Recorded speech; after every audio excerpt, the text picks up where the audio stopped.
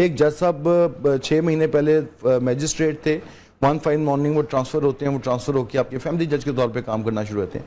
He does not know, انہیں پتہ ہی نہیں ہے کہ اس لیٹیگیشن کی ڈائنامکس کیا ہیں. اگر میں سمجھتا ہوں کہ اگر ایک guide line honourable high court issue کرے یا honourable chief justice Pakistan issue کریں کہ جی آپ نے ایک دونوں فریقین کو پہلے بٹھا کے سمجھانا ہے, تو بہت سارے معاملات میرا خیال ہے ریزالو ہو سکتے ہیں. صحیح. اور یعنی کہ مطلب ہم اس کو یہ کہہ سکتے ہیں کہ صرف گھریلو سطح پہ نہیں, عدالتی سطح پہ ان چیزوں کو دیکھنا بہت ضروری ہے اور بڑا کانشیسلی اس سے لے کے چلنا چاہیے. یہ عام کیسز بے شک نہیں ہیں, یہ ہیومن سینٹیمنٹ سے انوالو ہے نا جی. اس میں آپ ایک فریق کی اگر one sided narration of facts in کے اس کے اوپر ڈیسیژن دے دیں گے تو دوسرے فریق کے ساتھ لامحالہ ظلم اور زیادتی ہو رہی ہے. بالکل ایسا ہی ہے. فاطمہ صدیقی صاحب بہت شکریہ ہمارے اسٹوڈیوز میں تشریف لائے ہیں, اور ان کیسز سے, ان معاملات سے جو سب سے زیادہ متاثر ہوتے ہیں وہ بچے ہیں, اور ایسے بچوں کو پھر جب بروکن چائلڈ کا نام دیا جاتا ہے تو سوچیں یہ کتنا تکلیف دہ لفظ ہے.